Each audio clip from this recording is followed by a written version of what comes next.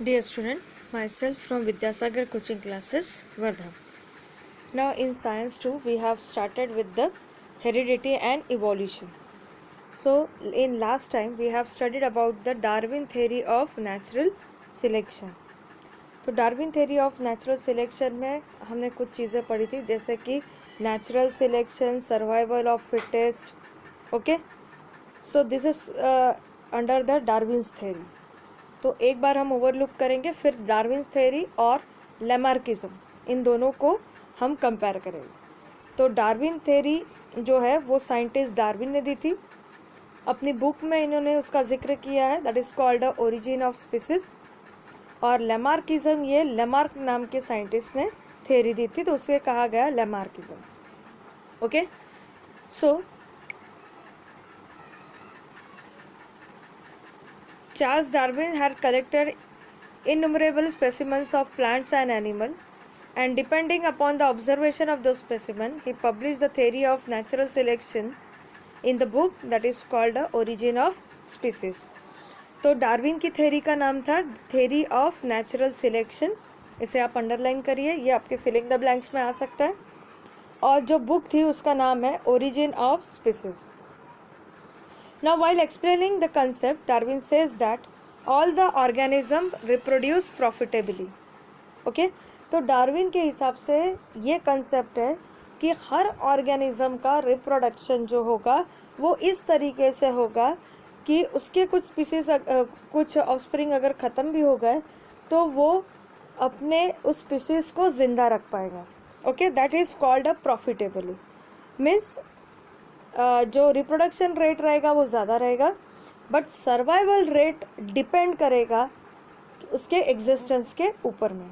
Okay, so all the organism compete with each other in a life threatening manner. ये भी हमने last time discuss किया था कि हर ऑर्गेनिज्म, हमने इसमें दो कंसेप्ट देखे थे, that is intra species competition and inter species competition. जब अगर हम ये देख रहे हैं कि दो हर्बीवोरस एनिमल एक ही स्पीसीज़ के, जैसे दो जेब्रा या दो डियर अगर एक दूसरे से लड़ रहे हैं for the food, then that is called the intra species competition. और अगर जितने भी हर्बीवोरस अवेलेबल है और वो जो है वो compete कर रहे हैं एक दूसरे से फॉर द फूड, तो उसे हम कहेंगे inter species, that is competition. Okay, तो ये लाइफ थ्रेटनिंग, यानी जिसको मिलेगा वो ज़िंदा रहेगा, जिसे नहीं मिलेगा वो मर जाएगा. So that is called a life threatening competition. In this competition, only those organisms sustain which shows the modification essential for the winning the competition. यानी जो मॉडिफिकेशन दिखाएगा वही जिंदा रहेगा. ओके, सो जो फिट रहेगा, जो सस्टेनेबल रहेगा, ओके, जो टाइमली इवॉल्व होगा वो ऑर्गेनिज्म जिंदा रहेगा. जो इवॉल्व नहीं हो पाएगा उसका स्पीसीज वहीं पे ख़त्म हो जाएगा. ऐसे कहा गया survival of the fittest. Now next is about the natural selection also play important role because nature select only those organisms which are fit to live and rest the perish. यानी दूसरा कंसेप्ट आता है nature के selection के ऊपर में.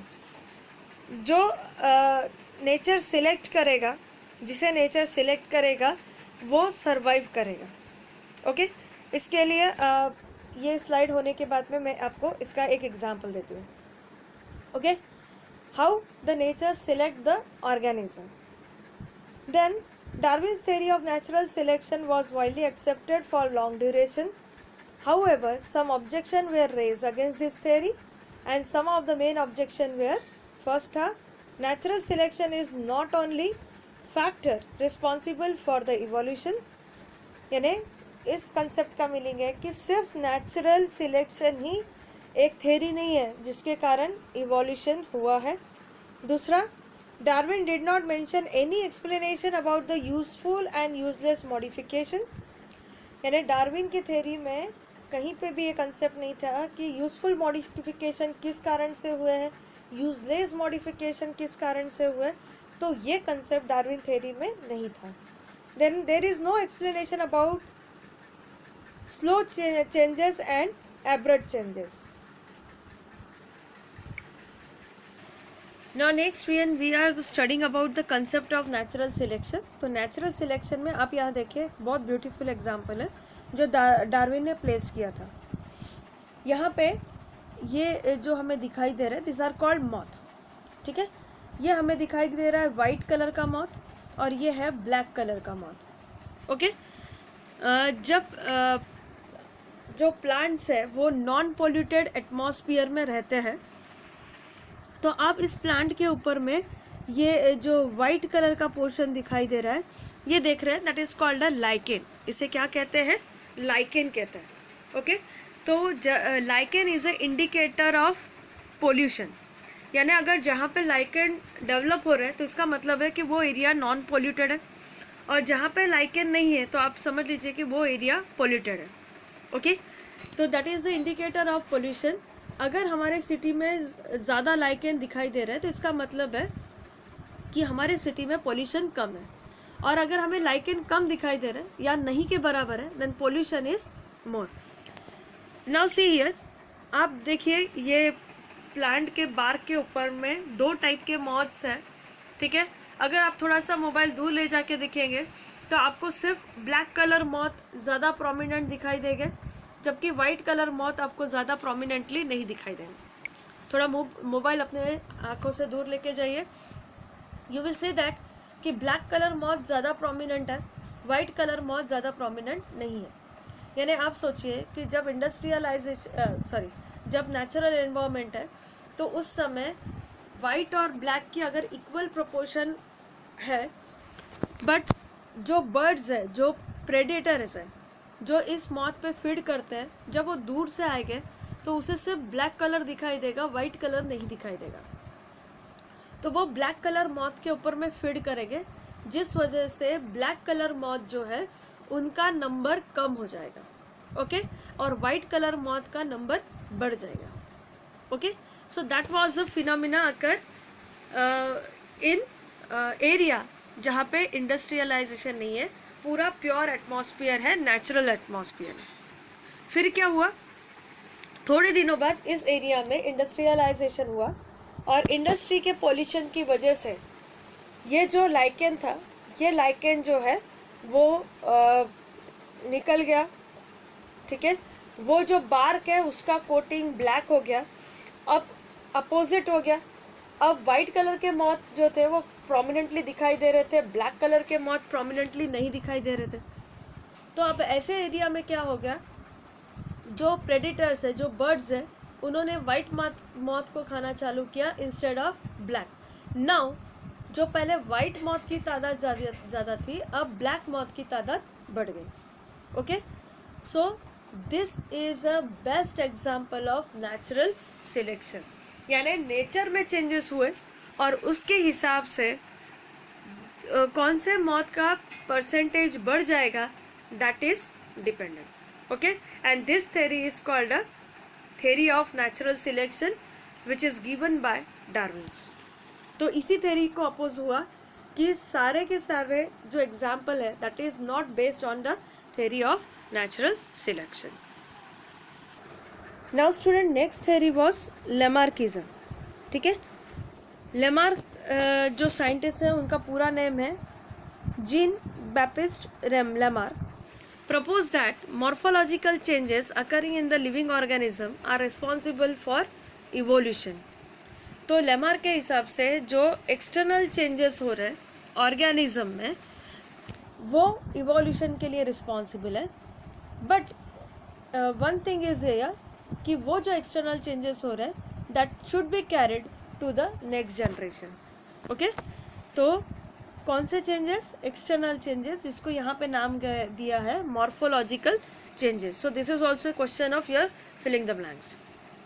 सो Lamarck proposed that morphological changes occurring in the living organism are responsible for evolution, and the reason behind those morphological changes is activity or laziness of that organism. Okay, अगर ज़्यादा active है तो वो body part जो है ज़्यादा actively काम करेगा और उसमें मॉडिफिकेशन होगा. और अगर कोई बॉडी पार्ट लेस एक्टिव है तो उसमें लेस मॉडिफिकेशन होगा और उसमें मॉडिफिकेशन फिर कम होता जाएगा and that body part will leads to the dysfunctioning. Okay, और जो ज़्यादा काम करेगा वो बॉडी पार्ट जो है वो ज़्यादा मॉडिफाई होगा. So he called this concept as a principle of use और disuse of a organ. Okay, this is also important for the filling the blanks.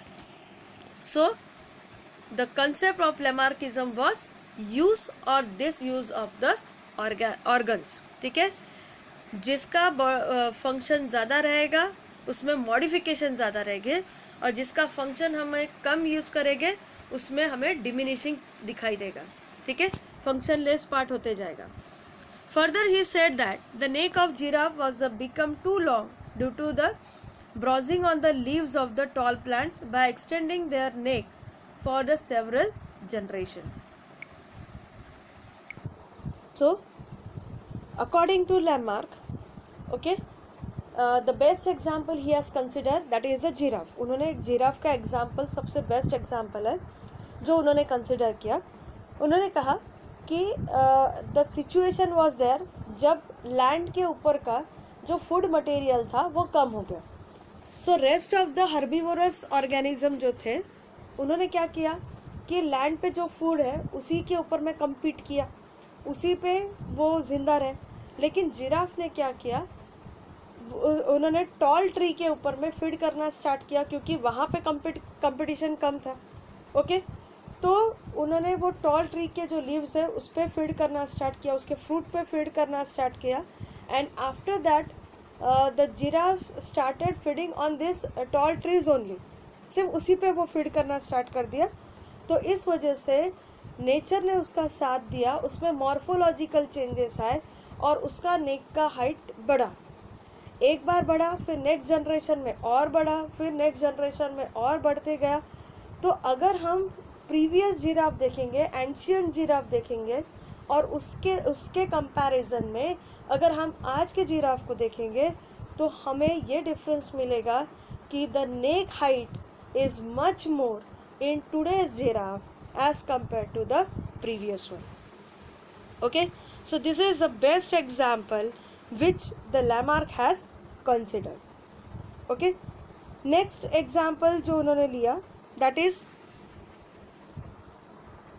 shoulders of the ironsmith have become very strong due to the frequent hammering movement. ठीक है, जो लोहार होता है, लोहार के जो शोल्डर्स है, ओके, वो बहुत स्ट्रांग हो गए because he is continuously hammering. आज के सिचुएशन में हम एक भले लैमार्क का एग्जाम्पल ना हो बट आज की जो करंट सिचुएशन है उसमें एक रिसर्च पेपर आया जिसमें कहा कि why the percentage of corona patient और why the percentage of death of the corona patient is more in the western countries as compare to Asian countries. Asia में corona से जो डेथ है और यूरोपियन कंट्रीज़ में जो corona से death है इसमें डिफरेंस है.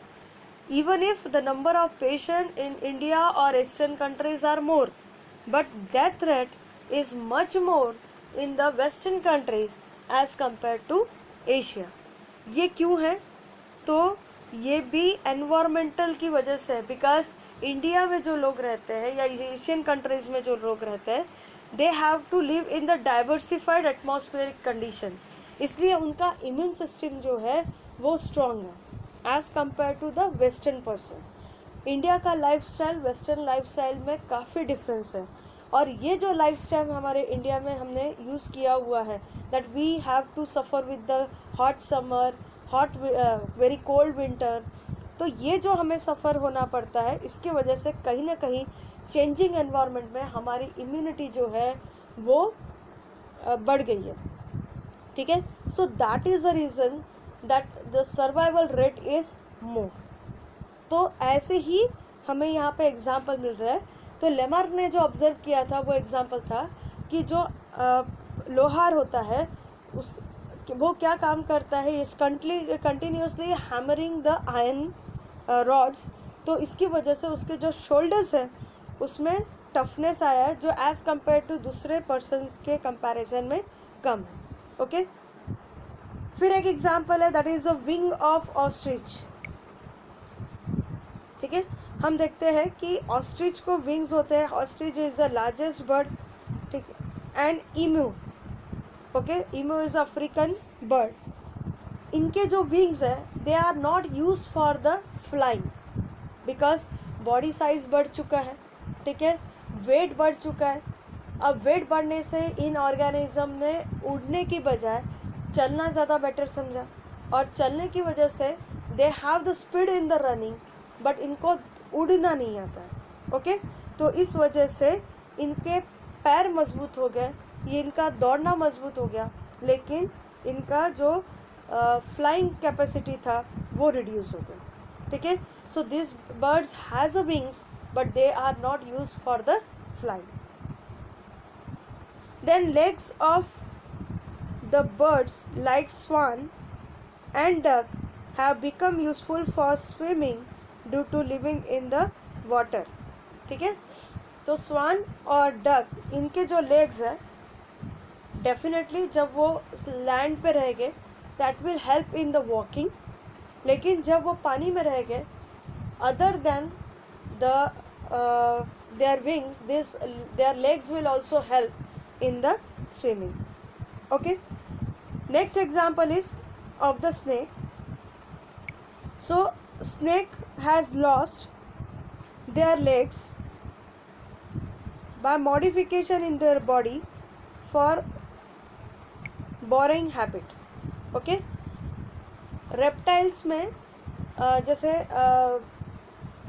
पैथन यानी अजगर का एक्सरे स्टडी जब किया गया, इट इज़ फाउंड दैट कि this Python has a limbs. ठीक है, रिड्यूस लिम. पैथन में रिड्यूस लिम का मिलना ये बताता है कि पहले पैथन इज़ लाइक रेप्टाइल्स. ठीक है, और उसमें भी लिम्स हुआ करते थे, but due to modification, due to evolution, python में जो लेग्स थे वो क्या हो गए, रिड्यूस हो गए, and it becomes limbless. Okay, snake में भी लेग्स हुआ करते थे पहले, it because it is a reptile, लेकिन due to the fast movement, reptiles की मूवमेंट फास्ट नहीं होती है बट स्नेक की मूवमेंट फास्ट है because it don't has a limbs, so it run on the skills. ठीक है, तो बोरिंग यानी होल करने के लिए उन्हें बेनिफिट होना चाहिए. दैट्स वाई फास्ट मूवमेंट के लिए they have lost their legs. So this is a modification in the snake. All these examples are the type of acquired character. They are all the type of acquired character and are transferred from one generation to another. मैंने पहले ही आपको clear किया कि Lamarck में morphological changes है. ठीक है, morphological changes भले हो गए but it should be compulsory that it should transfer from one generation to the another generation. This is called a theory of inheritance of acquired character or Lamarckism. So today we have studied about this Lamarckism. Next is development of organ due to the specific activity or their degeneration due to no use at all was widely accepted, but transfer of those characters from generation to the generation was rejected because it had been verified many times that modification brought in us are not transferred to the next generation, and thereby Lamarck theory was disapproved. इसीलिए यहाँ पे कुछ scientist ने objection लिया कि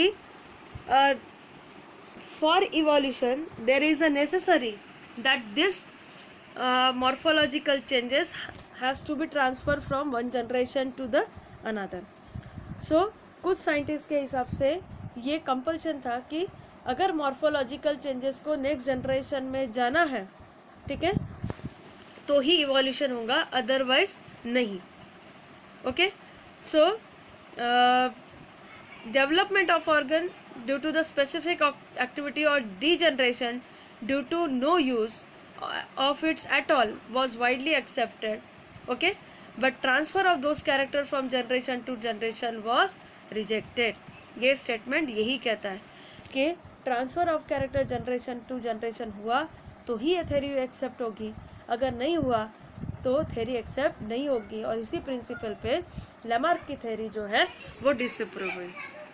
the living organism can transfer the character which has acquired to the next generation, and this is called the ancestry of acquired character. So this is about the Lamarckism. So this is the difference between Darwinism and Lamarckism. तो यहाँ पे हम सारे differences नहीं देखेंगे because it is for the 12th standard. तो यहाँ पे हम कुछ differences देखेंगे। तो in that first one is an organ can develop further or degenerate only due to continuous variation. यानी डार्विनिज्म का कहना है कि ऑर्गन फर्दर डेवलप हो गया होगा या डीजनरेट होगा, ये वेरिएशन पे डिपेंड करेगा। जबकि लेमार्क का कहना है according to this theory if the organ is constantly use, अगर ऑर्गन बेटरली यूज़ होगा तो वो डेवलप होगा, और अगर वो यूज़ नहीं होगा तो वो डीजनरेट होगा। ठीक है। डार्विन का क्या कहना है? डार्विन का कहना है कि वो ऑर्गन यूज़ होगा या नहीं होगा वो वेरिएशन पे डिपेंड करेगा। लेमार्क का कहना है कि नहीं, जो चीज़ ज़्यादा काम करेगी उसमें मॉडिफिकेशन होता जाएगा, और जिस चीज़ का हम इस्तेमाल नहीं करेंगे वो डीजनरेट हो जाएगा। That is a first difference. Second is struggle for existence is important in Darwinism, और लेमार्क ने कोई भी स्ट्रगल फॉर एग्जिस्टेंस का कंसेप्ट नहीं दिया। Then according to Darwinism only useful variation are transfer to the next generation, जबकि Lamarckism में उनका कहना है कि मॉर्फोलॉजिकल हो या जेनेटिक हो, जो भी चेंजेस आएंगे they are carried to the next generation. ठीक है, और उसको उन्होंने एक्वायर्ड कैरेक्टर्स कहा। Then Darwin's natural selection theory is based on survival of the fittest, और लेमार्क के हिसाब से सर्वाइवल ऑफ फिटेस्ट ये कोई कंसेप्ट नहीं है। Okay, so this 4 point you can write as a difference for your 10. Don't use this further 2 points because it is for 12th student, not for your.